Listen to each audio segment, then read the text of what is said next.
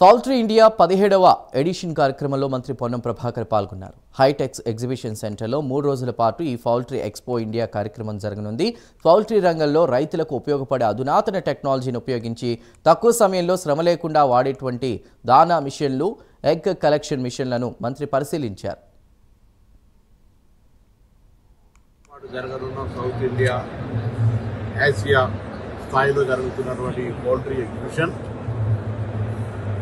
Poultry ఇండస్ట్రీలో ఉన్నటువంటి ఔత్సాహికులకు ఇంకా పాడి పంట అంటే ఇంతకుముందు ఒక నినాదం ఉండే, ఇప్పుడు ఈ యొక్క పౌల్ట్రీ కూడా ఒక అంతర్భాగం వ్యవసాయంలో ఇండస్ట్రీగా మారిపోయింది.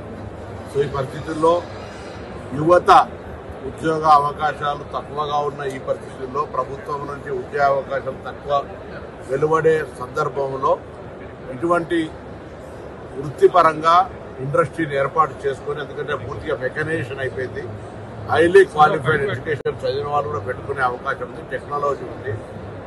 కాబట్టి దీన్ని ఈ రిక్వైర్మెంట్ కూడా కన్జంప్షన్ అనేటువంటి దానికి there is no end, even chicken or egg.